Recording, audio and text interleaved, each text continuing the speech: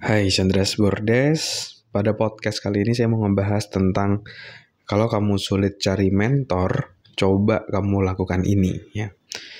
Jadi ini pertanyaan yang masuk dari Agung ya, dia memberikan komen di salah satu episode podcast ya, tepatnya di podcast 706.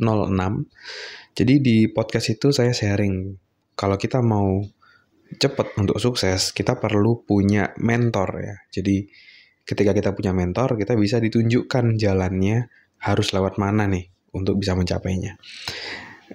Terus dia bilang, nah dia komen, yang susah gimana cari pemandunya, atau yang susah adalah gimana cari mentornya.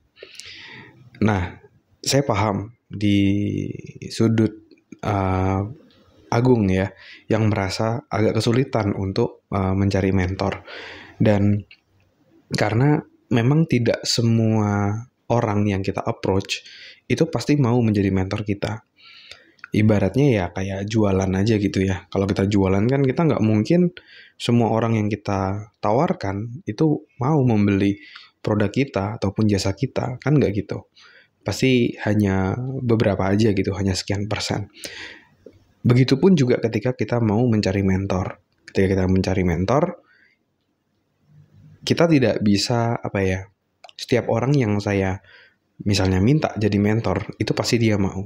Tentu enggak, karena pasti mereka juga punya kesibukan, mereka punya fokus tertentu yang harus mereka selesaikan ya. Dan juga kalau misalnya mencari mentor itu sangatlah mudah dan pasti mendapatkan pasti semua orang gampang gitu untuk sukses ya. Tapi kan memang sukses tidak untuk semua orang, hanya untuk orang-orang yang benar-benar berkomitmen gitu ya. Jadi mencari mentor itu tidak gampang, tapi bisa gitu ya. Kembali lagi bagaimana ke cara kita untuk approach. Nah, prinsip yang pertama yang mungkin bisa bikin kamu jauh lebih strong dan optimis ketika mencari mentor adalah kamu harus punya beberapa list nama mentor. Jangan cuma berpaku pada satu orang aja. Karena kalau kamu cuma berpaku pada satu orang aja, nanti kamu akan menjadi jatuhnya itu kayak ngarep gitu. Kayak ibaratnya kamu punya gebetan gitu, gebetannya cuma satu, jadi kamu berharapnya ke dia gitu. Jadi benar-benar needy gitu. Tapi kalau kamu misalnya contoh punya gebetan dan mungkin gebetanmu ada beberapa, lalu misalnya ketika kamu lagi chat sama gebetanmu yang pertama tapi dia nggak balas, ya kamu santai aja karena masih ada gebetan lain misalnya. Nah tapi kurang lebih prinsipnya sama. Ketika kamu mau punya mentor, kamu perlu punya beberapa list gitu. Karena belum tentu semua orang itu mau menjadi mentor kamu. Ya, saya juga pernah nge-DM gitu beberapa orang, lebih dari satu orang. Itu saya chat gitu, gimana caranya jadi mentor misalnya. Saya udah appreciate, terus saya mau traktir makan apa segala macam. Beberapa juga nggak ngerespon gitu, cuma ngerit aja tapi nggak ngebalas apa-apa. Tapi ya udah nggak apa-apa gitu, kita fokus sama mentor yang lain. Tapi yang paling penting adalah yang pertama, sebelum kamu ask atau kamu minta dia jadi mentor, yang pertama prinsipnya kamu harus kasih dulu, kamu give dulu. Kamu give dulu, kamu memberi dulu kebutuhan dia apa, kamu berkoneksi dulu dengan dia, baru kamu bisa dapetin yang kamu mau gitu. Ya. Jadi contoh misalnya, dulu ketika saya mau punya mentor di karir saya, awalnya saya mau punya mentor salah satu trainer top di Indonesia. Ya, saya mau dimentorin oleh beliau, tapi karena beliau sangat sibuk, banyak banget kerjaannya, banyak banget bisnisnya, akhirnya saya nggak bisa dimentorin oleh beliau. Tapi ya nggak apa-apa, it's okay. Saya cari lagi trainernya beliau yang udah sukses siapa, saya deketin, saya bikin dia win dulu gitu.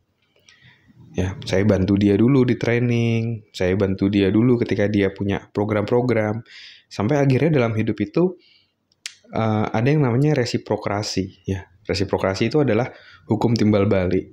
Ketika kita memberi sesuatu ke orang lain cenderung mau memberikan itu kepada kita. Nah, akhirnya ketika saya udah bantu, saya udah support, akhirnya saya balik support juga ketika saya mau berhasil di dunia training. Itu cara yang pertama gitu, cara yang tidak pakai uang. Tapi kalau kamu pakai uang, kamu bisa juga kayak misalnya beberapa orang itu punya program mentorship one on one gitu. Sama kamu, dia akan ngebantu kamu, ngebimbing kamu, nah itu kamu bisa ambil. Tapi kalau kamu misalnya budgetnya belum ada, ya kamu pakai cara yang gratisan aja. Yang mana kamu bangun relasi sama dia, buat mereka win dulu, bantu kebutuhannya dia dulu, baru kamu dibantu. Ya. Dan prinsip-prinsip ini yang saya pakai juga untuk saya bisa mendekatkan diri saya ke beberapa mentor saya kayak gitu, orang-orang yang jauh lebih sukses dibandingkan saya gitu. Ketika dia ngeluarin sebuah produk, waktu itu saya pernah beli, kayak dia jual ebook, saya beli ebooknya. Terus ketika ada yang waktu itu dia mau launching buku, saya bantu launching bukunya, saya bikinin webinar untuk bisa share ke pendengar podcast, dan juga bukunya makin banyak dikenal dan banyak dibeli oleh orang. Nah, jadi prinsipnya adalah pertama, kita itu nggak boleh hitung-hitungan dulu gitu. Kita harus bantu dulu setulus hati, baru nanti kamu akan mendapatkan buahnya gitu. Tapi kalau dari awal kamu udah minta-minta, pasti mostly orang juga akan ilfeel gitu. Ya kayak ibaratnya kamu misalnya kalau ada orang yang tiba-tiba minta bantuan kamu gitu, minta sesuatu dari kamu, minta waktu kamu, pasti ada perasaan, ini siapa sih? Kayak gitu. Kayak ada perasaan enggan gitu. Tapi kalau orangnya udah pernah bantu kamu, udah support kamu, kalau kamu diminta bantuan, pasti kamu akan dengan senang hati untuk ngebantu gitu. Ya.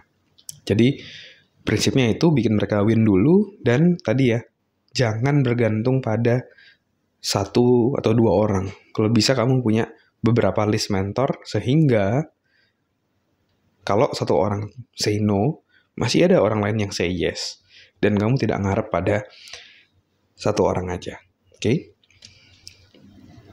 Oke, mungkin itu sharing dari saya, dan mungkin saya juga mau ngasih info, mungkin episode ini publish-nya cukup lama dibandingkan episode-episode sebelumnya ya. Mungkin saya ada semacam break ataupun hiatus gitu ya. Break sementara kurang lebih 2 mingguan. Kalau nggak salah terakhir saya publish podcast tuh 11 Agustus. Ada beberapa hal yang saya harus fokuskan, kayak dari kesehatan gitu ya. Terus juga dari pekerjaan yang ada beberapa yang memerlukan ekstra fokus dari saya.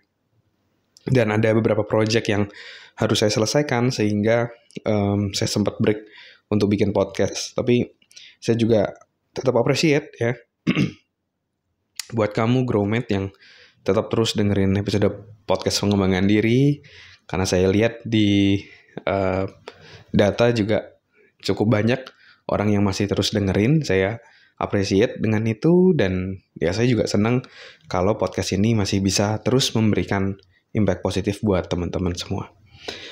Oke, mungkin itu dulu sharing kali ini. Kalau kamu ada pertanyaan yang mau dibahas di podcast, kamu bisa coba komen di episode ini. Nanti pertanyaan terpilih akan saya bahas di podcast. Oke, thank you semuanya. Never stop learning, because life never stop teaching.